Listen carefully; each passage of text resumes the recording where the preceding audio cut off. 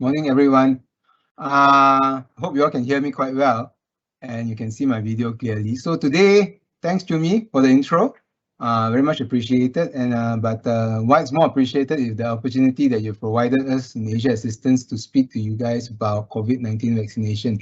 I understand there are already a few hundred people who are already logged in, right? Let's just continue and see. Okay, so this is the title page. As you can see, up there, no, sorry, up there, that's the COVID vaccine vial, all right?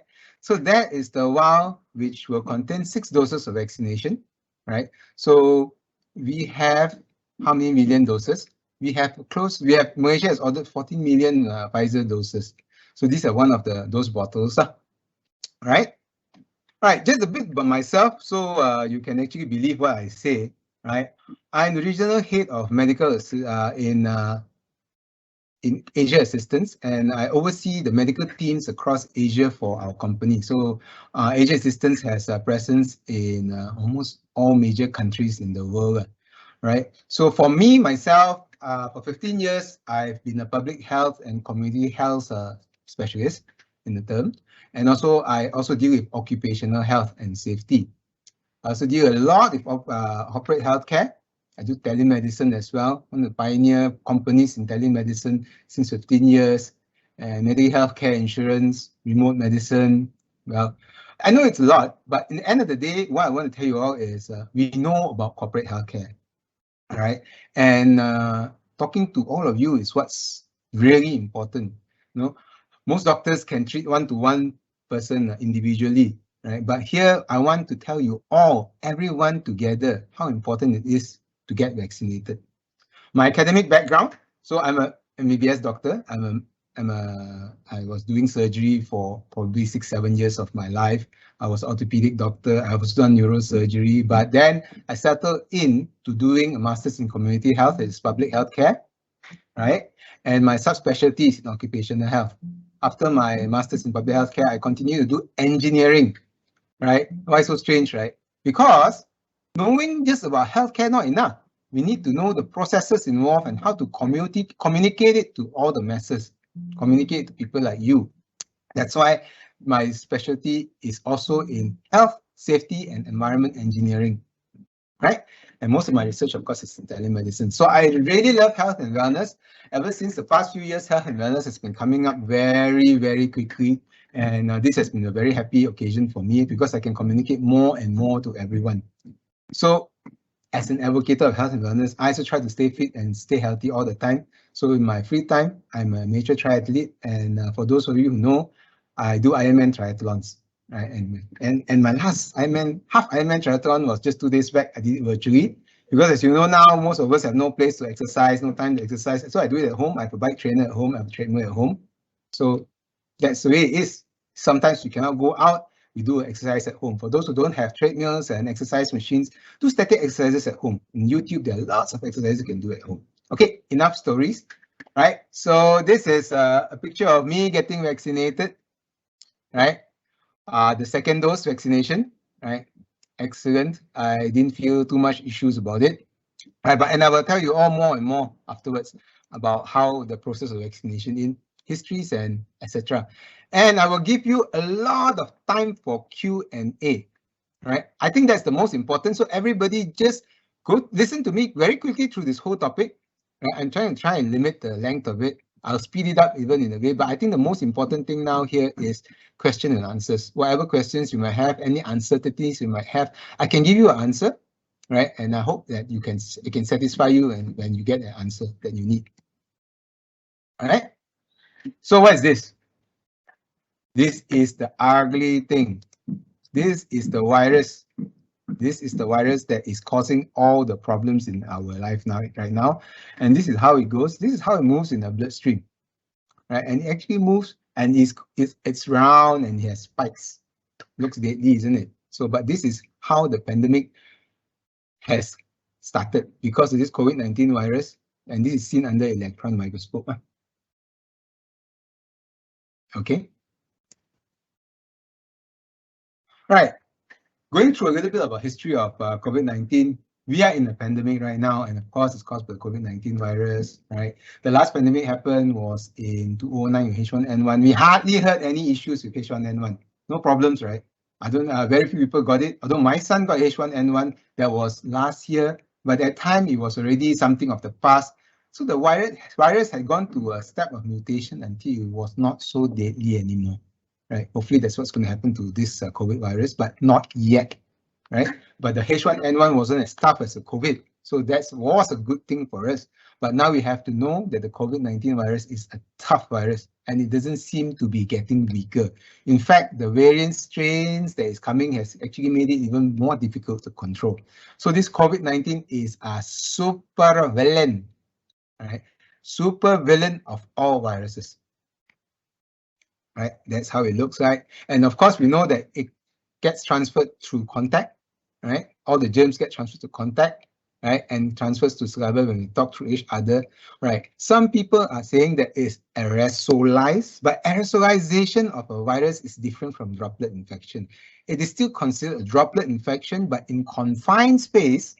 Of course, this is a confined space. If I talk to you like this, right?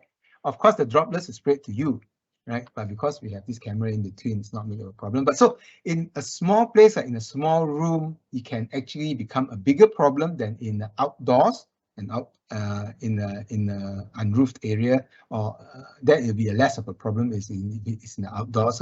So aerosolization means it also can go through the aircon system and all that, right? So that's still a query, right? It's still a query. Right, it's still going mainly through droplet infection. That means you still have to be close to a person in order to get this virus. So basically, what it means that social distancing is absolutely necessary. See, right, it goes when you shake hands, you talk to people, you shout at them. When you are not speaking, you are showering. That's when the COVID-19 virus transmits. Right, and then when you have touched an area, for example, the best example is when you touch a doorknob.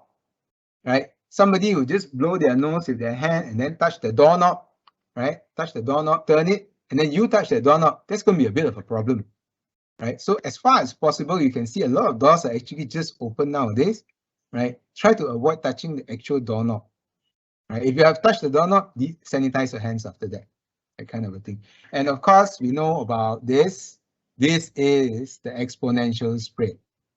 One person can spread to millions of people, right? Just because that's the way it is. It's called an exponential spread, right? And for those who actually like to ask the question, what are the chances of us getting the virus, right? So this is a moving number. You will never have the possibility of getting the virus, right? Because every day, the amount of people with the virus changes. But this is a snapshot on the 15th of May in Selangor. Right? So on the 15th of May in Selangor, right, 152,388 people had COVID. There was a population of 6569500. So there's a 2.34% chance in Selangor that you will get it. You know, so that is the chances of getting COVID in Selangor at that time, because Selangor is quite high, right? All right. Now let's compare to something that maybe some people will be familiar with, and maybe you all know that there is this thing called Magnum 4D. So striking first prize is 1 in 10,999. We're running out of 10,000. So there is a 0.01% chance of striking 4D. And still, you can see the 4D shops, a lot of people buy because everything they're going to strike, right? So it's to strike 4D, right? And to strike COVID, this is the difference. Getting COVID in Selangor is 234 times easier than striking first prize in 4D. So if you want to see how it is, what's the possibility of getting COVID in Selangor on May the 15th, that was the number. Right? We are taking all this very simple from the very high perspective, taking out all this the cell spray, taking off all this all this eye spray to use. I mean, this is just a rough number. So if you want to know a rough number, your chance of getting COVID in Selangor was 2.34%. Right? Just to put things in perspective of how easy it is to get COVID. Okay. And what harm does COVID do? It's not only the lungs. That's the problem with COVID. It hits the lung first. Right? When you breathe in, it targets and destroys all the lining of the lungs and also increases the clots in the blood vessels of the lungs. Right? That's why you see your lungs start getting stuffed up, cannot breathe, and this and that. Right? It also will hit the liver. It will also hit the kidneys. It will also hit your intestine, your brain, eyes, nose, and even the heart. Because of what? The lining of the blood vessels all get destroyed by the COVID virus, and everything starts clotting up. So one by one, your organs shut down. It's not only the lungs, right? One by one, the organs shut down. That's why people say after you survive a serious case of COVID, there will be everlasting consequences, because when there's not enough blood supply to parts of your organ will cease to exist. They stop functioning properly. And sometimes it can never come back to normal. So don't forget, it's not just about the lungs, it's about every other organ in your body as well. Right? Is there treatment or not? How can man is so advanced? Talk already, medicine very good. Everybody got world standard, Malaysia world standard. Yes, there is a treatment. But the problem is nobody concentrate much on antivirus. Virus is usually self-limiting. You heard, I mean, some of you might have heard. Doctors say viral infection only antibiotic one, you go off on its own. So that's why it's very difficult, one, because they change all the time. Viruses change all the time. So it's very difficult to center on how to anti that virus. It's very true. We have, that's why we were lucky, and during H1N1, there were some antiviral medications which were tailor-made to hit the H1N1 virus. In this case, this COVID-19 virus, not so easy to hit because the structure of the virus is a bit different from H1N1, right? But what can we do? So we got supportive medication. You can see up there. You can see up there, dexamethasone, methylprednisolone. These are the steroids. What do steroids do? Everybody heard, right? Steroids not good for health, makes you, it's very addictive lah. After you get off steroids, it's very difficult. But steroids are very important here. Why? Because in the 2 weeks that you may have a severe case, of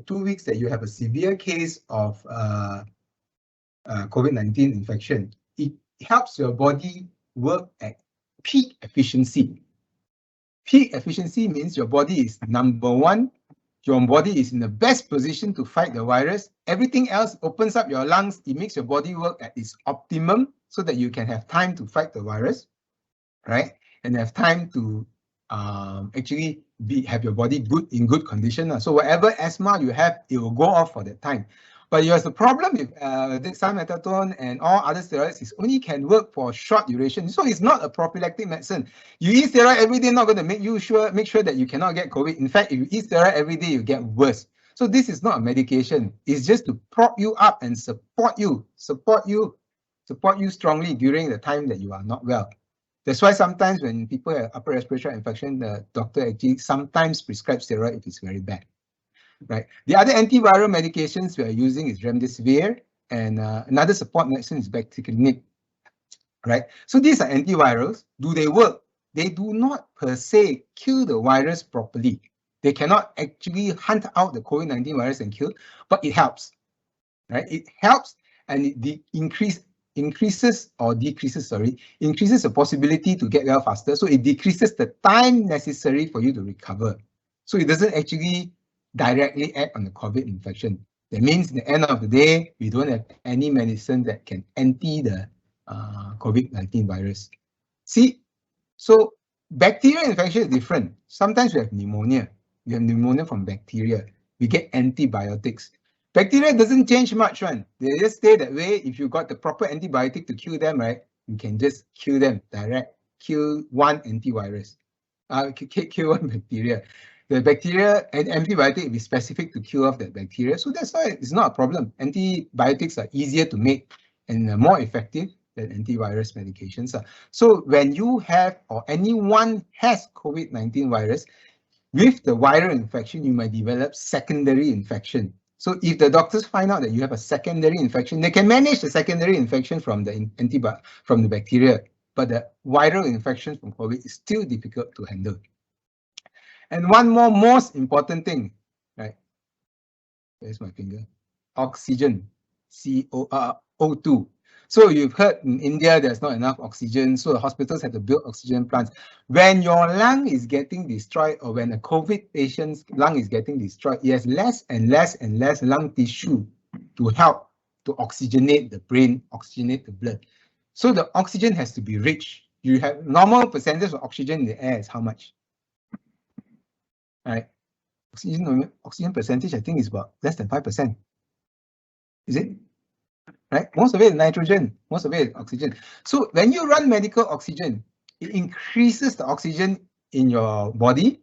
All the air that goes in is pure oxygen. Increase the partial pressure of oxygen in your body. That is why, at the increase in partial pressure, even a little bit of oxygen can diffuse a lot, and whatever part of your lungs is left functioning, that can carry oxygen to your blood, to your heart, to your brains. So that's what is so important about oxygen. So in India, they didn't have enough oxygen, they had to build more oxygen plants. So far in Malaysia, no such problem yet. And because of that problem in India, we are so clever already lah. We prepare ahead of time, right? And that is what people go to ICU for, right? People go to the intensive care unit so that the oxygen can get pushed down their lungs in a high concentration. That's why oxygen is important. So all that we have in treatment of COVID is just supportive treatment, right? What are the chances for a COVID patient after diagnosis? You can see those numbers there. I think it's from 19th of May. 479,000 cases so far, recovered 433,000 cases, deaths 1,994 deaths, right? So for us, there's 99.6. I don't want to block the words. The 99.6 chance of not ending in death for us actually in Malaysia, right? But again, this is a very high possibility. That means to actually not finish off well with COVID is more possibility than striking first prize in lottery. Because you remember, right? Striking first prize in 4D is 0.01%, right? And this is 99.6, that means 0.4%. So it's about 40 times easier. So it's a very dangerous disease, right? And one last thing for all of us to always think about when do I need to go to hospital and this and that. You need to go to hospital. There's 5 stages now. Stage 1 is asymptomatic. It means you have someone in for COVID testing and it's positive, right? And there's no symptoms. Stay at home, isolate yourself for 14 days until you get your pink band cut off. Of course, you have to see the Pihak first, or the government first. Government doctors first. Stage 2 is you're symptomatic, no pneumonia. It means you're not coughing, you don't have trouble breathing. Stage 3 is you have symptomatic and then you have trouble breathing already. Once you have shortness of breath, that's the demarcation line, right? That is the demarcation line. The demarcation line is shortness of breath, right? Once you have shortness of breath, that's when you consider have pneumonia, right? That's time to go to the hospital and get treatment. Say, okay, so stage 4, stage 5 is symptomatic with pneumonia. Supplementary oxygen will be required. And stage 5, you have multi-organ failure. Most likely, you'll be in the person will be in ICU, right? But everybody can recover. Remember, everybody can recover. There's always a possibility to recover, except the 0.6% who sadly cannot recover, right? Right. So all is never lost, even if you have COVID-19 infection, right? But most of the time, you don't want to get it now, right? Okay, now come back to out of clinical again. I'm not sure how many of you all out there are engineers or have spouses who are engineers or sons of engineers or fathers engineers, right? But all engineers like process. All engineers like to see what's happening. So this is the hierarchy of controls, where engineers want to control things so that there will be safety. Because all industry, in the factory, in oil and gas, even in the hospital, everybody wants to do their job safely. Even in your office, you want to do the job safely, right? So this is the control mechanism, or the most effective to the least effective way for someone to actually control. So if you can see my mouse, right? So the most effective, of course, is on top, and the least effective is at the bottom. Okay. All right. So the most effective way and the least effective way, there are, of course, all kinds of methods to eliminate a problem. So let's think about the control that we want to give to preventing COVID from spreading. Very simple, right? So let's talk about COVID. So how? How do you go about it? If you want to talk about how to get rid of, physically remove the problem, because COVID-19 is the one that's giving our body problems. That's what there is the risk to us. We remove the COVID-19 virus. How? By vaccination. All right. I know not all virus 100%, but still vaccination will remove as much as possible, and that's the best technology we have now on removing COVID-19 from our body, right? So we cannot drink Clorox, we cannot drink Dettol, right? But we can have vaccination and remove it from our body. I'm sure you all have heard about all the intelligent people who try to drink Clorox to prevent vaccination, to prevent the virus from being in the body. That's not the very correct way and any clever way to do it, because written on the Clorox bottle is do not ingest, do not drink, right? So people do funny things. We don't do funny things. We do what is proven. So vaccination is the one that we can remove as much as possible the COVID-19 virus so that it can never enter the body, or if it enters the body, we can just eliminate it with the vaccine. The second thing that we can do, antiviral medications. I spoke about it just now. So antiviral medications will replace the virus if it enters our body. We use the antivirus to reduce the virus, to replace the hazard. So antivirus kills the virus, which is dangerous. Very good, ma. But unfortunately, antiviral medication, as I said so far, there is nothing so far that can tailor-made to directly kill COVID-19. Unfortunately, we're still working on it. The medical world is still working on it, but there is no directly killing this not directly killing antiviral directly killing this COVID-19 virus yet. Right? Third thing, social distance and quarantine. So they isolate people from the hazard. So the danger is there. If the bomb is here, right? The bomb is here. We want to prevent people from getting hit from the bomb. We take the people out, evacuate everybody. So we evacuate everybody and socially distance everybody and quarantine all the people from where the virus is, right? So we can isolate people from the virus. And we can also, again, change the way people work. As you can see, it's getting more and more less effective. As you know, we all want CO 1.0, 2.0, 3.0, 3.1. It's not getting very effective anymore, right? But we can still do it because it's one of the factors to prevent the virus from getting to our bodies and getting into our lungs. And the last but not least, which is very important, protect yourself with personal protective equipment. That is where your mask comes in. I'm looking for a mask around. So that is where your mask comes in. So your mask, where your mask comes in. Your mask will prevent the virus from entering and from one person to cough and spread the virus to another. So that is the least effective, but a lot of people can use it, and that is the last step. So don't always think that you have mask, you are king already. Mask is the least effective step, but still the most important step because it's something that we can control ourselves.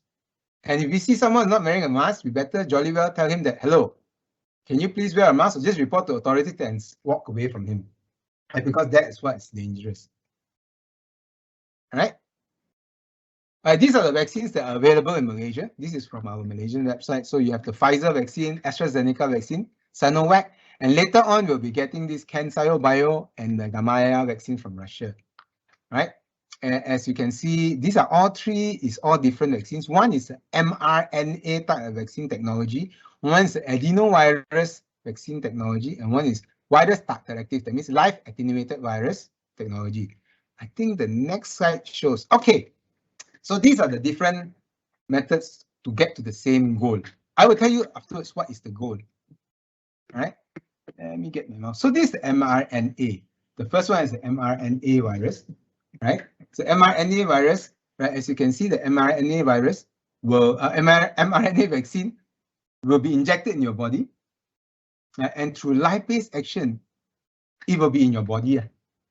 So when your body sees this mRNA thing, right? mRNA that is floating around your body already, it spikes the protein and it starts creating a high antibody response. That means this is when your body sees this vaccine created look like COVID kind of structure, and it actually will create an antibody to hit it back.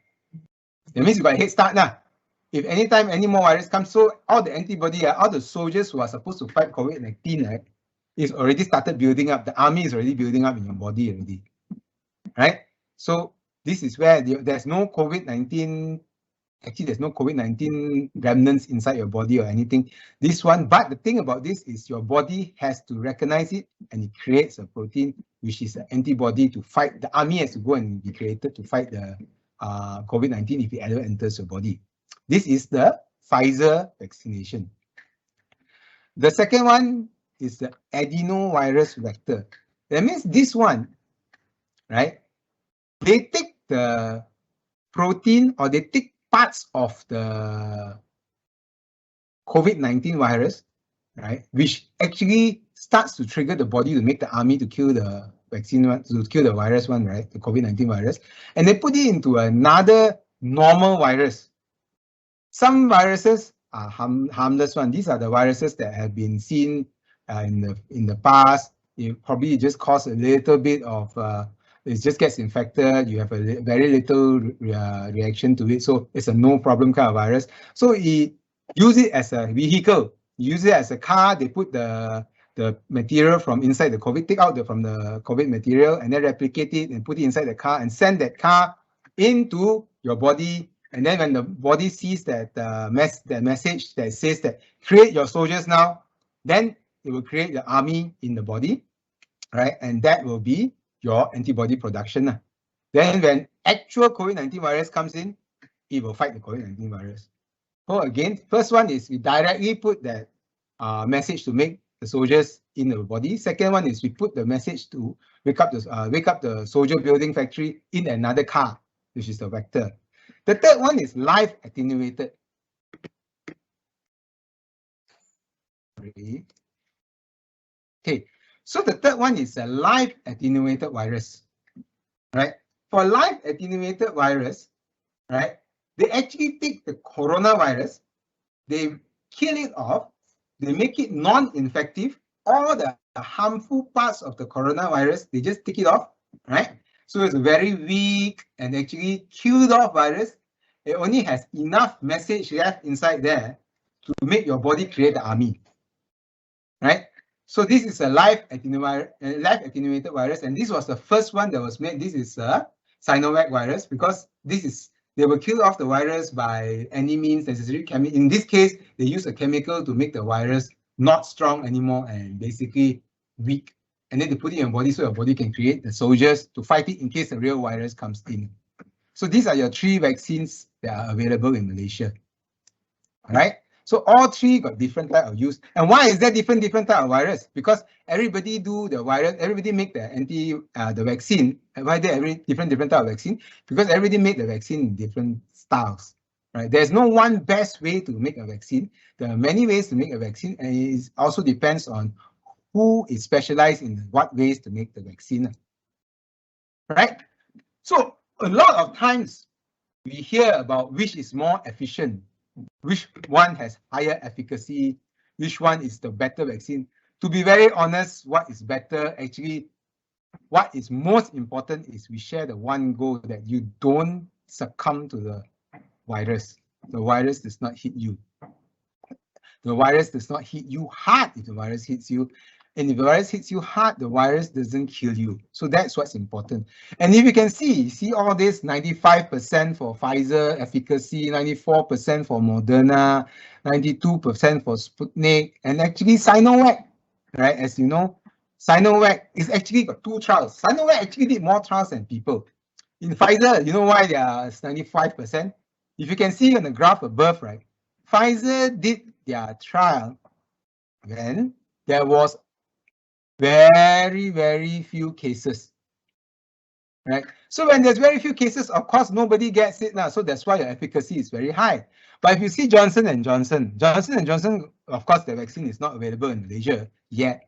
But you see Johnson & Johnson vaccine, the study was very low. The efficacy is just 66% because when they did the trial for Johnson & Johnson, you can see in the orange color, right? You can see in the orange color, there were so many COVID cases. So of course, a lot of people got it. So if you do your vaccine trial at different times, you get different results.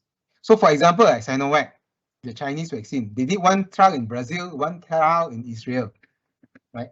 So the trial they did in Brazil was when there was a lot of COVID. So it was 50% efficacy. I think one is Turkey, sorry. The second one was in Turkey. There was very much less cases and the efficacy was 91%. So now I'm giving you the best of both worlds. So Sinovac is about 71%. But all this, again, is just numbers, right? Because the trials are done at different times, right?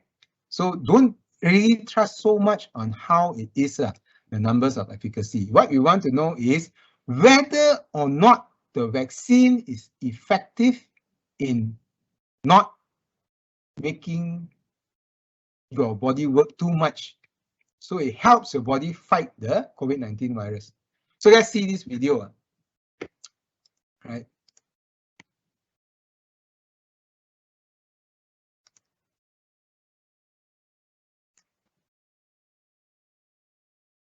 Right. So, okay, this is a spectrum. Right? For example, let's say the red part is when, right, there's a very bad infection. The green part is no infection, right? Death and no infection. This is when you kena the COVID-19 virus or you get the COVID-19 virus. So you got all the different stages. You can hospitalize, no symptoms. You can get moderate symptoms and severe symptoms. Once you get vaccinated, of course, we hope for no infection. Obviously, right? That's what we're hoping for, no infection. But again, that's why I said efficacy and all this, right? Some people will get no symptoms. Some people will still get infection, but moderate symptoms. But of course, what we don't want is severe symptoms and death. So what we're aiming for at the end of the day is that yellow circle there. We're aiming for no infection, no symptoms, and moderate symptoms. Because there's no 100% protection. You wear seatbelt, and if you get an accident, so not everybody will survive, but we still wear seatbelt, isn't it? So that is the way it is. We try our best to help ourselves, right? Because wear seatbelt, not much trouble, right? But sometimes still people don't wear seatbelt. But again, for us who wear seatbelt is not much trouble. We wear the seatbelt in hope that if there is, in case, an accident, right, we will not be harmed so severely, right? So that's the way it is. Right, so just for a while, take a break, stretch a bit. Yeah, I don't like to sit too long or so. I like to stretch a bit. So everybody just take 10-second breather and stretch, right? And think of some questions. I see some people are already asking questions already, right? But I will answer that in good time. Right? Okay, when to get vaccinated? Of course, you can all see this in the vaccination schedule in Malaysia. Go to the vaccine.my, right? So we can actually look through and how the plan is for vaccination. So the priority group, of course, is the frontliners who are looking at everybody who is unwell, and the priority group are still the policemen and security personnel. Those are 500,000 people. They are still vaccinated. I was one of the back frontliners, so I got vaccinated, only finished vaccination recently. Phase 2 now, we are in phase 2, the priority group, which the elderly people are getting vaccinated. And then the other people who need to travel quickly and to represent the country will get vaccinated. And generally, all the rest of us will drop into phase 3. Right? Malaysia has basically about 20 million people. We are hoping to vaccinate around 80%. So we're hoping to vaccinate around 16 million people, right? Plus minus, we're hoping to vaccinate that much. Hopefully we can get that much, because in vaccination, even if not everybody gets vaccinated, we can break the chain of vaccine linkage, right? One-to-one, the exponential spread, we can get herd immunity. So that is what we are planning to do. Right? Okay, just let me go through the vaccination process, right? Everyone should already register in MySejahtera. The earlier you register, the quicker you'll get your dose of vaccination. You'll be called for vaccination in MySejahtera. So MySejahtera is a national vaccination program. It will go by queue number. So those of the people who are lucky enough, they can actually opt for the AstraZeneca vaccine as well, which is as efficient, right? So AstraZeneca vaccine is great vaccine. So Sinovac is great. All the vaccines are great. As long as the Malaysian government allows it to be used, right, it means it's a great vaccine already. Sometimes you cannot buy any, that's why it's a problem. The reason why you have different vaccines is no stock. So you have to buy whatever is available, right?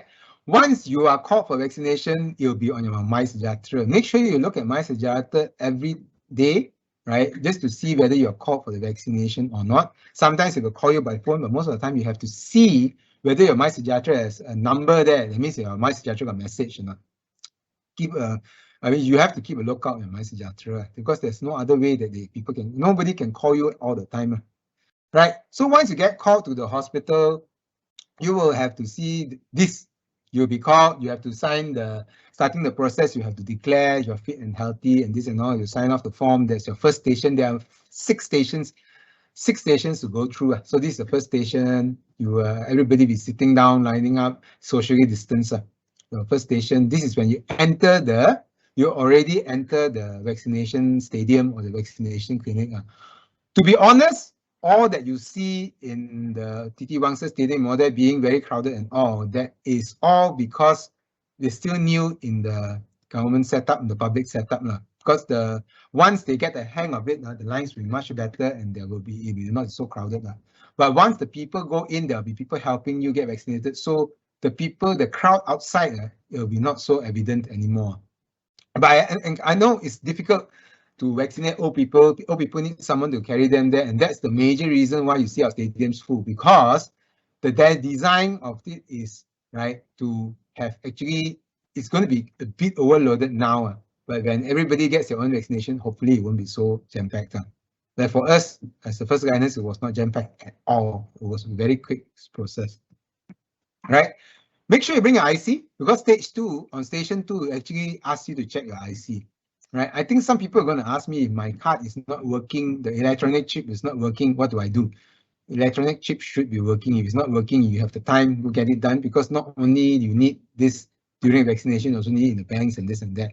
But I'm sure that if your electronic chip is not working, you have a proper identity card, you can still get it done in the vaccination booth. Right? Station 3 is where they will counsel you and tell you what are the pros and cons of getting the vaccination. You still can turn back, right? So I encourage everyone to go and register. At the end, before the needle goes inside your arm, you can still say no. But then again, when you are there, you realize that so many people are getting vaccinated. There's no reason why you need to say no. No need to scare anymore, right? So this is some of the material if she's telling you about it. Right? How do you use your app? What are the common adverse effects? I will tell you a bit more about the side effects of vaccination later, right? And where is being going to be vaccinated. You'll be vaccinated on your non-dominant hand on your left deltoid here, the left arm here, right? They'll inject you. It's a very tiny needle. I know nowadays people have not been bitten by ants before, but just to tell you what is the pain level, you just pinch your hand like that. There's as much pinch your fingernail. There is as much pain as you encounter, right? During the injection. After the injection, a bit of muscle pain. That's about it now. Okay, so for Pfizer vaccine, for those who get Pfizer, and generally all the double dose vaccine, all our vaccines are double dose now. It gives you about 50-60% immunity after the first dose. And after the second dose, 2 weeks after the second dose for Pfizer is 95%. So it ranges for everyone between 70 to 95% of not getting COVID. See, not getting COVID. But all the vaccines, 100% so far, right? This is through not hearsay, this is through technical testing, which a lot of cases haven't been tested in India yet, yes, and there are some variations, but through the testing, almost 100% is actually 100%. Nobody actually passed away from COVID after getting the vaccine. So this is an ongoing study, but as of now, technically, it can prevent death. Even though people get the COVID-19 infection, it can still prevent death. This is me getting vaccinated at station 4, right? The nurses will vaccinate you. Nurses are better than doctors at vaccination because doctors don't do vaccinations every day, right? Nurses are the ones who will vaccinate you, and they're very good at it, right? Some more, the best thing about nurses vaccinating you is they follow procedure and they are very clean, much cleaner than doctors, because doctors sometimes take shortcuts because they think they know everything. Nurses are very good at not taking shortcuts. They're very good at following the process. So this is very good. One of my nurses has gone for training also, and it is a very comprehensive training before you're allowed to give this COVID-19 vaccination. So this is the hall. After you get vaccinated, they keep you for 15 minutes and they observe you so that nothing happens to you in the first 15 minutes. The first 15 minutes after the vaccination is the most crucial part, because if there's any big reaction, this is when it's going to happen, right? And they have access to doctors there, they have emergency medications there. If there's any big reaction, they have a plan to get you to where you can get the most help. So far, very few. I think so far, no major concerns, no anaphylactic reactions also, no serious adverse reactions or no reactions where people have to go to hospital so far, right? From other things, and getting a heart attack from being too excited because they don't know what is happening, yes. But otherwise, serious effects from the vaccination, none so far, right? And if you can see in the little picture there, there is my vaccination. So if you're, what happens is after the vaccination, you will get a digital certificate in MySejahtera. I'm looking at my wallet now, and I'm looking for the vaccination card. So there is also a non-emergency, emergency in case your phone no battery. This is a vaccination card you will get, right? So to certify you're vaccinated. And if you all can really see one thing, one nice point to point out to you all, if you all can really see the picture, see my battery level in the left picture on the left and the right, 4%. So when you're waiting for your vaccination, please don't play your phone too much, because phone no battery cannot register MySejahtera app, big problem. If you're going to play with your phone a lot, bring a power bank. So this is one of the tips of vaccinated people. Don't spend too much time playing with your phone, right? Because no battery cannot do the MySejahtera, becomes a big problem. So that's about it. After your first dose, you get your second dose appointment the next day, and then you go for your second dose. For Pfizer, 2 weeks after first dose, the second dose. For Sinovac, it's also about 2 weeks after you get your 3 weeks after you get your first dose, you get your second dose. For AstraZeneca, it's actually 3 months. It's 3 months for your second dose, AstraZeneca, because it's a different type. As I told you, there are 3 different types of ways the vaccine works, right?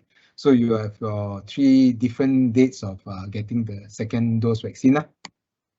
Right? And this is me and my nurses, right? We got vaccinated twice.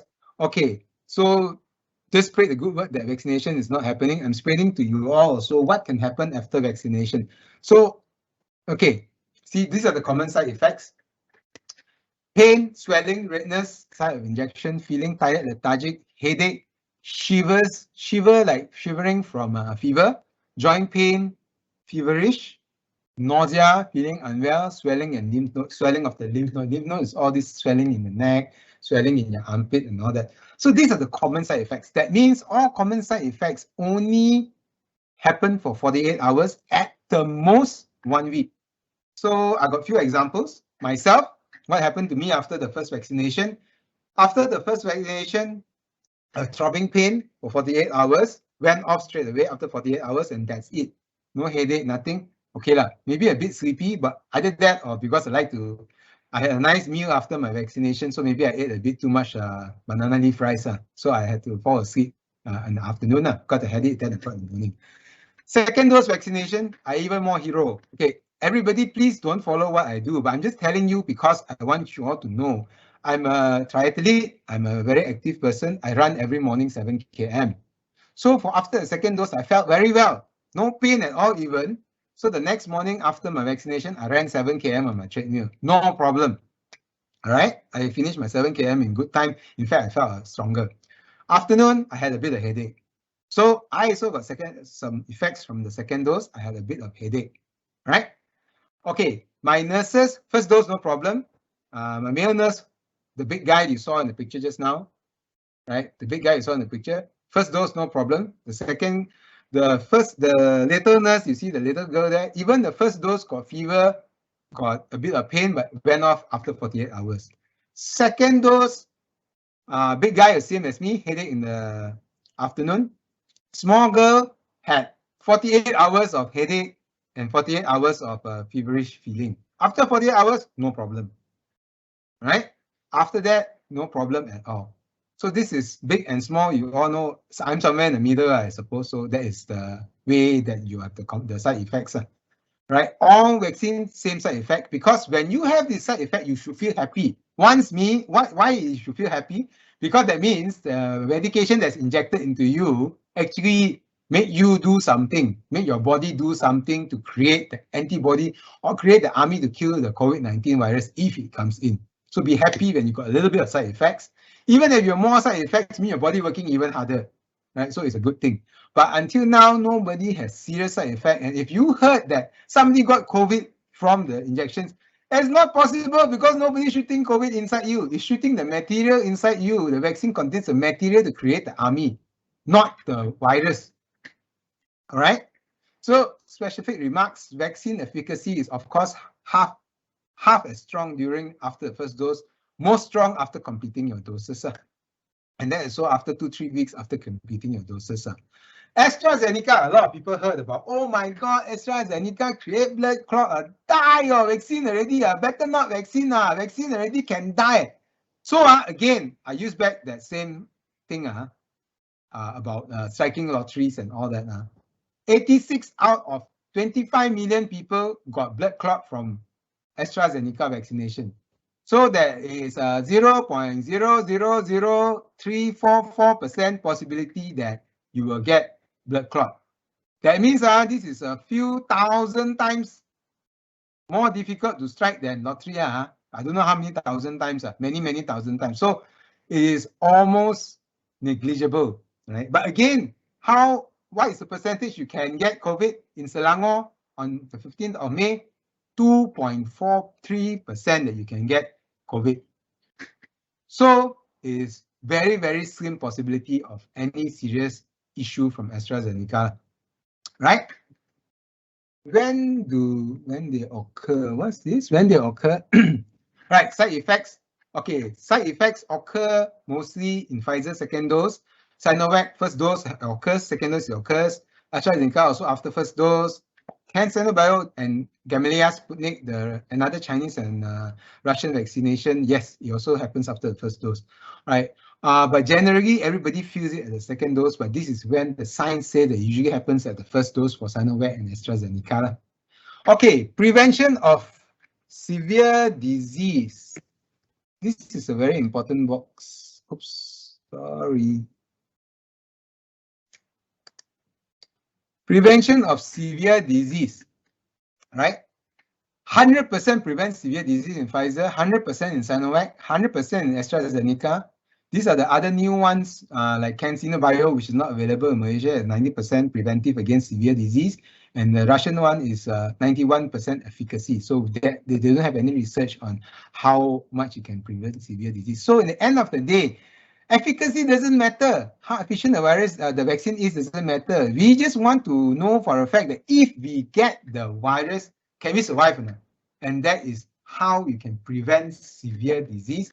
All three Pfizer, Sinovac, and AstraZeneca vaccines prevents you from getting severe disease. So there's no better one. Any vaccine that is in Malaysia is the good one.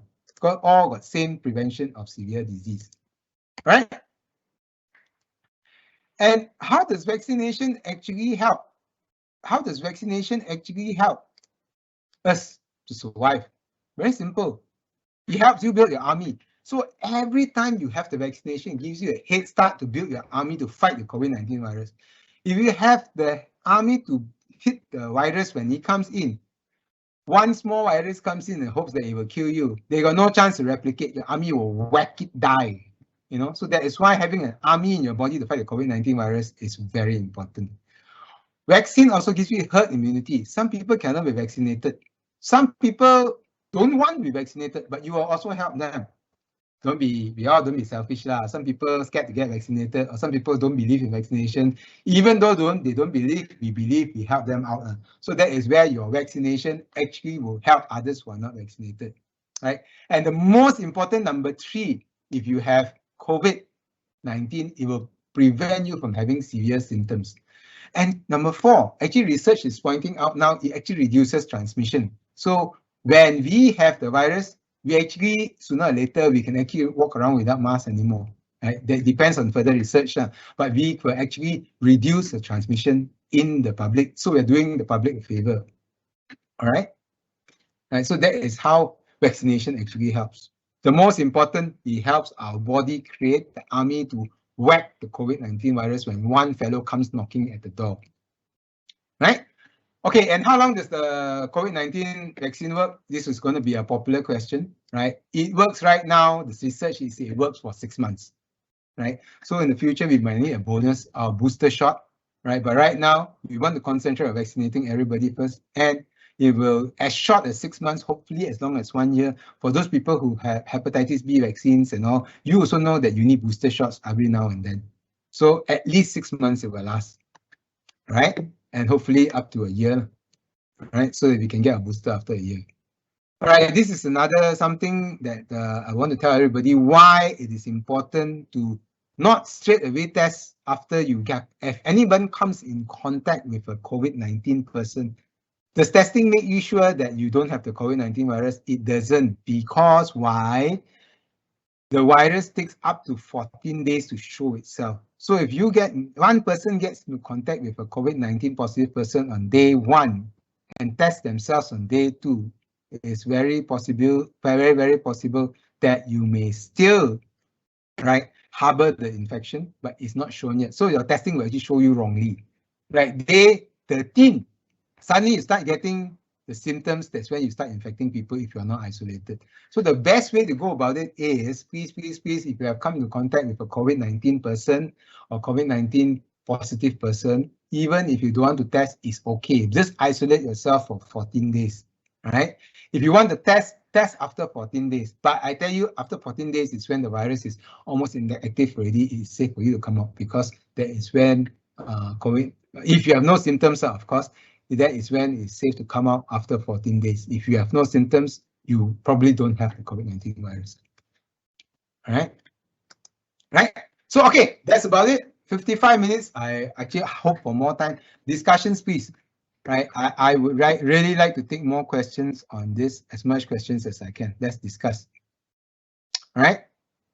Looking at questions, published questions. I'm looking through the questions right now very quickly. Right. Is it safe for people under 30 years old to take the Azak vaccine? Yes, it is. I already gave you the numbers, right? If you are, the questions are, the numbers are as such, right? It's 0.000012234, very low. There's no issues. What methods can survived COVID patients do recover? I heard them saying 10 to 15 minutes walk in the mall. I have to find a place to sit and rest. It's like pneumonia, right? If some people are severely hit, right? If you are in ICU, right, then it's difficult to recover fully, but you can get better and better as the time goes by. Same as a respiratory tract infection, or same as any infection that you can get. If you get hit badly, then it's a bit more difficult to recover. But some people are symptom-free. As you can see, some people don't even have symptoms. So the answer is, some people who survive COVID don't have symptoms. They can run around, right? I think there are so many athletes who have survived COVID, and some of them have no problem. Some of them, of course, have more serious problems. I'm allergic to medicine, brufen, and some food protein, bird's nest. Is it safe to take COVID-19 vaccine? This one you have to discuss with the doctor, and you have to see what, during your conversation, and then you have to discuss, and we actually have to assess again how sensitive you are to this. It has to go through your history. When's the last time you got an allergic reaction and this and that? But again, not everybody can get vaccinated. Some people cannot get vaccinated, right? So this is where the doctor there at the place will make the call. You cannot get vaccinated, it's okay, at least you tried. So even if you have allergies, I urge you to register and get turned away during vaccination, right? That is the best thing, right? At least you tried, and you are not the person who didn't try. What are the chances of contracting the virus after completing vaccination? Got chance. I tell you, sure got chance. 5 to 15%, right? But if the documentation or the research is right, 100% of the time, hopefully you be the champion when it comes to a fight between COVID-19 virus and you, because you got big army, in your body because you're already been vaccinated. Can a person allergic to painkiller and penicillin take the vaccination? Most of the time, yes. Which painkiller you're allergic to, we have to decide. But again, register for the vaccination. The doctors there will review, and then they will review your history, your last case of when you were allergic and what all you're allergic to, and they will decide there on the spot. I cannot tell you now because you need to go into your history. May I know your expert verdict on supplements and COVID? Can it prevent or improve the recovery of COVID? Sometimes people say eating supplements like vitamin C, zinc, and all actually prevents COVID. That is to build a good immune system. We do not know everybody's diet, right? Some people's diet, some people got favorite food, some people got food they don't like, so they don't have a good balance in nutrition. That is where MVA and the supplements come in. That is why MVA's supplements are good, because even if you don't have a balanced diet, the supplements that is sold by your company will give you a balanced diet, and it will make your immune system respond to anything at its best. We can champion immune system. I take this straight from the bottom of my heart because I also follow Dr. Mahathir example. I do Baroka, which is magnified.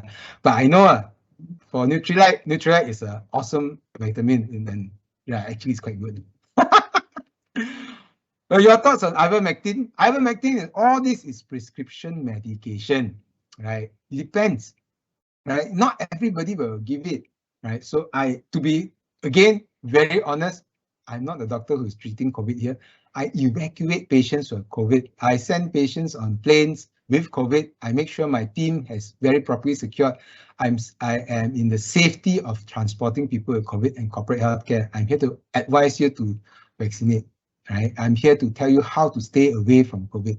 Treatment, I will leave it to the clinical doctors because they have to see the evolution of your case. Not every case will need every medication. Some people cannot take paracetamol, you don't give paracetamol. Some people cannot take steroid, you don't give steroid. Some people cannot take ivermectin, you don't give ivermectin. Not that kind of a thing. So it's case-to-case basis. Right? And again, always remember, even Chinese medicine hall, Chinese medicine also got medication against COVID, but they tell you straight in the face, this is not for prophylaxis use. It is for treatment of COVID only. Because why? Most of medication in this world is poison. If you eat poison just like that without anything to kill inside your body, it will kill you, right? A doctor said Sinovac is made very traditional way of making vaccine like rabies vaccine, etc. Can you explain? So this is live attenuated vaccine. This is how the oral polio vaccine is made, right? Chinese scientists found out that they could do it this way. They quickly made the vaccine this way. So this is one of the traditional ways to make vaccine. Yes, this is traditional way. Old is gold. If you can make it like this, it's also the better. Everybody got different way to do it. And this is the way that China feels that it is actually the best way for them to do it because they got plan B. If you look at the CanSino Bio company, right, you know what is the next step of doing it? They want to make it inhalational, right? That means don't even need to get injected. They can just let go the gas in the ventilation system. Everybody in the building get vaccinated. That's amazing, like science fiction movie, right? But as you all know, China damn clever. By right cannot, by left can, right? So that's the thing. Nobody is thinking of inhalation except China so far, and they've actually got a working model already, right? Is Azak vaccine safe for hepatitis B carrier? As I said, Azak vaccine should be safe for hepatitis B carrier, but again, discuss. We don't know whether your hepatitis B is just a carrier or whether you have other issues together with it, how well your liver is functioning, etc.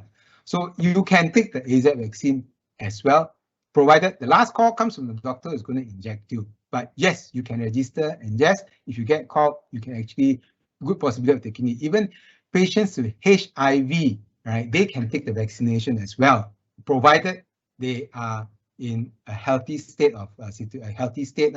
But the only problem is because in HIV there's immunocompromise, so they can get the vaccination, but whether they can build the big army to kill off the COVID virus or not, that is questionable. Nobody knows yet. Right, but they can take the vaccine, right? But the army that they can build, we don't know why. We know how strong it can be. Sometimes those people on chemotherapy, the who are immunosuppressed, actually the advice is not to take yet because cannot build army yet, and it might make your sickness. It will actually make you not so well as well, right? So that's why you don't take it, right? Yeah, I think I dealt with the next question. So, autoimmune disease. You can take it if you are healthy during the autoimmune stage. You can take it, right? Is AZ good for those who are 25 to 30 years old? Very good. I already tell. Right. I'm on my 2 million Dinogest and plan to volunteer. Please volunteer first, because offhand, I don't know what is your Dinogest, right? So go for your AZ vaccine and then discuss then and there itself with the doctor, right? Or you can research a bit online as well, right? The blood clotting side effect is very rare. What is your thought of double masking? Double masking, right? Yes, you can double mask, or you can even use an N95 mask, right? But then again, N95 mask is very uncomfortable.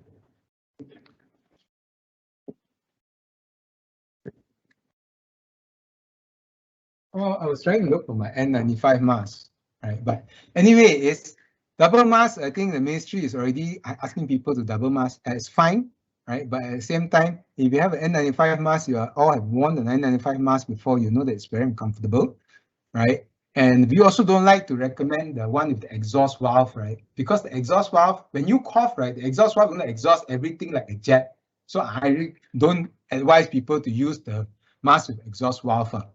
So if you have N95 mask, if you cough, it will filter out the virus right into the mask only, right? But it doesn't matter. So yes, double masking is very good.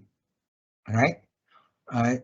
Washable mask. I use a washable mask as well, right? And I think you have to wash your mask every time you go in and out. If you have, I think by now everybody's got their own set of washable masks already, right? Because sometimes it's more comfortable. But I still urge people to use that filter in the double mask.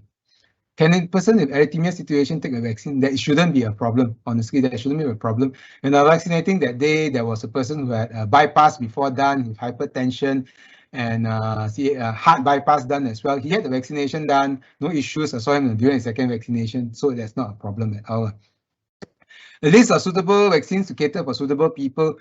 This I cannot tell you too much in detail because the choosing is done by the doctor there as well. So most of the time, everybody can take all the vaccines, right? So there's not an issue. Sometimes some people with chronic conditions, they prefer to use the Pfizer vaccination because, again, the Pfizer vaccination is absolutely synthetic. There's no remnants of any COVID inside. So that is why there's the choice that's there. But actually, in all practical senses, right, everybody has got to come to a decision. So that is what people use to make the decision, right? All vaccines are safe. Any vaccines in particular for older people, two trains of thought, right? Some people, two trains of thought. Some people feel that the Sinovac is good for older people. Because why? Sinovac it directly gives that the live attenuated vaccine inside, right? That actually, how do you say, create the biggest immune response, because this is almost like the real infection. So because old people's response, it might not be very good, so it jerks or it gives that immune system a hard start. So that's why some people say it's better. But some people say they don't want to tax the old people's immune system, so they give the weakest one, which is the Pfizer one, which has no actual remnants of the real protein, which is totally artificial one. So there are two schools of thought, right? But all in all, absolutely no difference, right? An N95 mask is more reliable than a 3-ply mask, yes, but N95 mask is sometimes not practical when you have to wear for longer durations of time.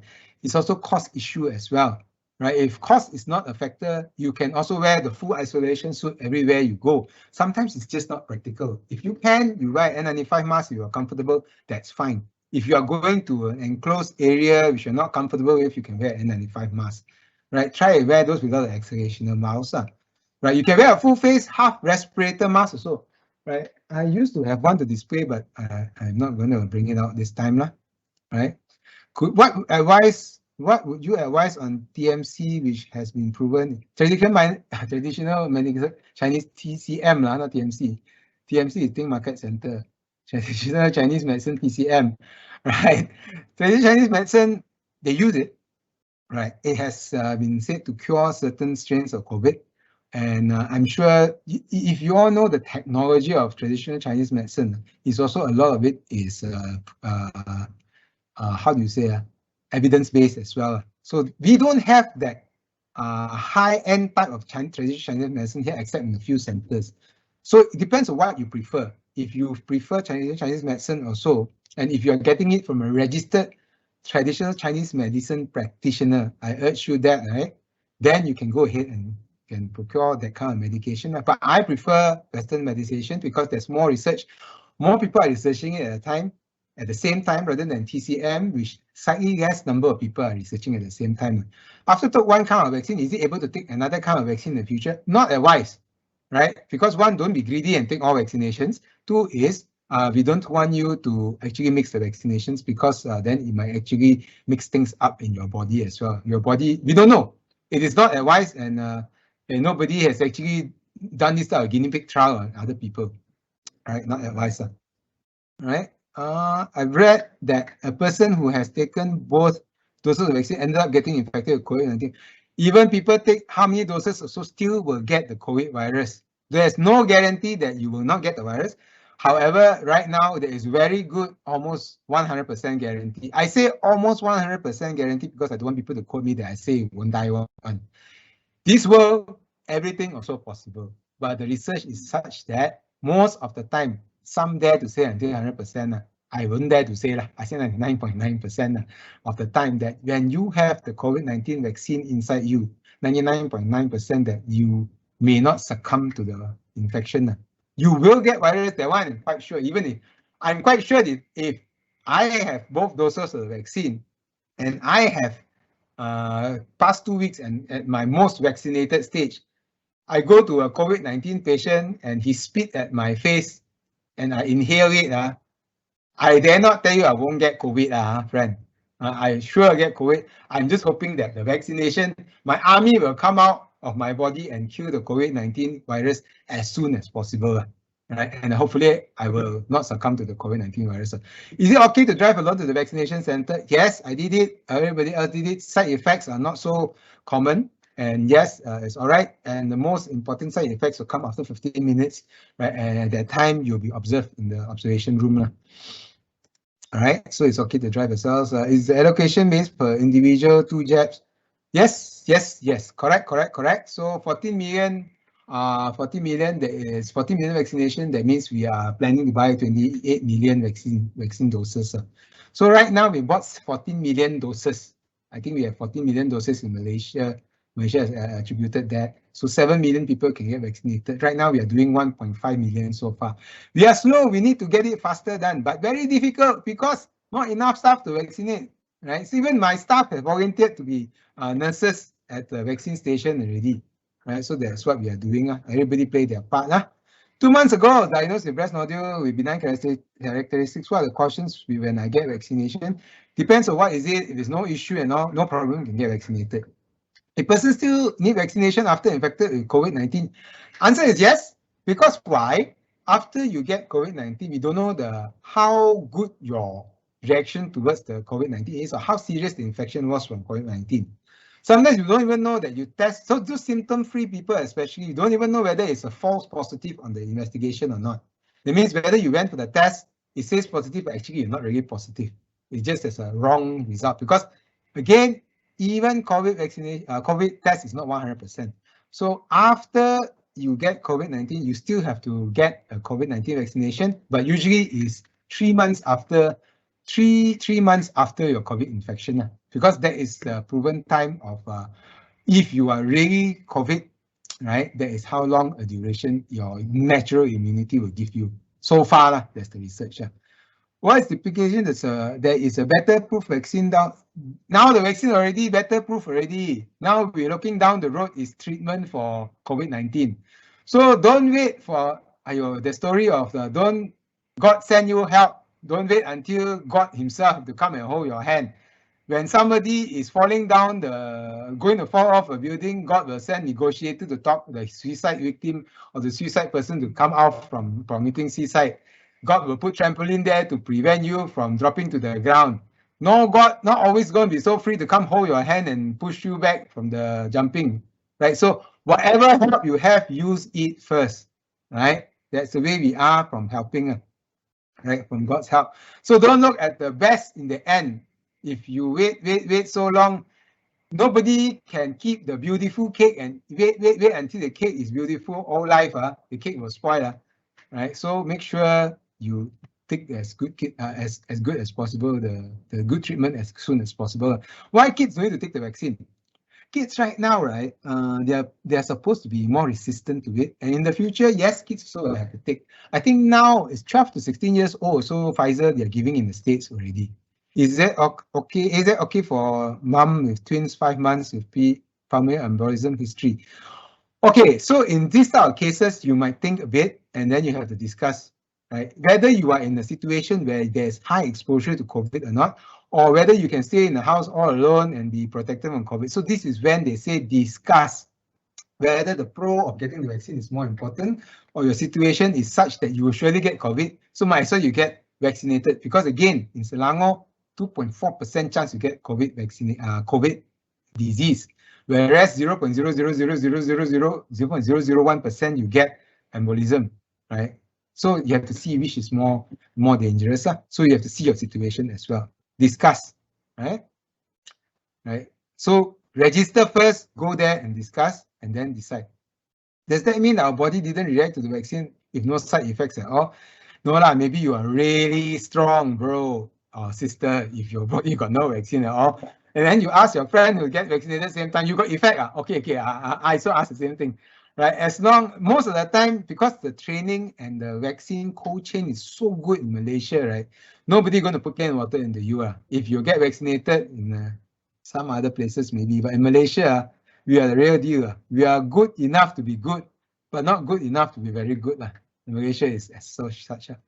Should I take high blood pressure medication before vaccination? Please take. If you don't take during vaccination, you got high blood pressure. They kick you out of the hall and they send you to the hospital. So you must always take all your medications before you get vaccinated. Treat your life as normal. Don't do something special. Like for me, I'm used to running every day. I can continue to run. But if you are not used to running every day, don't push yourself. I want to see whether I am still healthy or not after vaccination. I think the doctor said he ran 7 km after vaccination. I just want to run. First time in my life. Of course cannot, things like that. So don't do something strange, right? Just follow your normal lifestyle. Heart surgery patient, yes, can go for vaccination. Not a problem. After first jab and we get COVID-19 positive, we already proceed to the second jab. After first jab, we get COVID-19 positive, let's settle the COVID first, right? And then let's see how. Usually after 3 months or so, we can just give another jab, right? That will be the decision usually. Question to HR, HR will answer. Okay, unrecorded leave. If you get shivers and all this and that, right, there is I forgot to point out to you that inside the MySejahtera app, right, there's somewhere to report your side effects.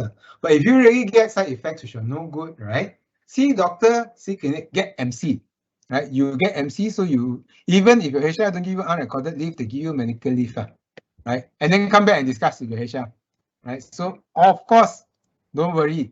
Your MA is so pro-vaccination, I don't think got any issue. Can I have the vaccine if I'm taking steroids? Yes, you can, no problem. Hi, Dr. Allen, why are we hearing cases of less than 0.5 ml given for vaccine? Doesn't matter, right? This is not an issue, right? You don't need to ask your nurse on the spot, right? Sometimes it depends on how it's being dosaged out, right? There's no less than, this is all hearsay. How you know? You don't need to ask the nurse, The nurses are all trained very well, right?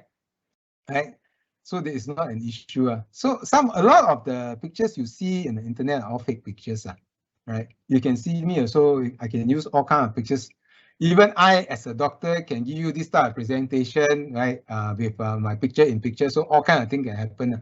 Some people just like to create trouble, so don't give too much thought. The government bear the treatment cost of serious side effects, e.g., blood clot, etc., etc., etc.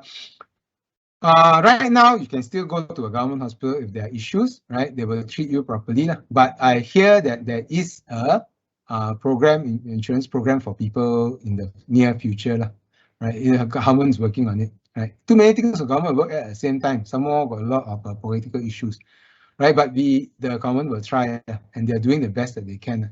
Those people who are under PU, person under surveillance, for them not to advise and that's not to get vaccination within the close time after identified as. So once you are able to come out, yes, then you can get vaccination. You're under surveillance, right? If you are supposed to be at home, you have to tell them, and they will set another time for you to do the vaccination.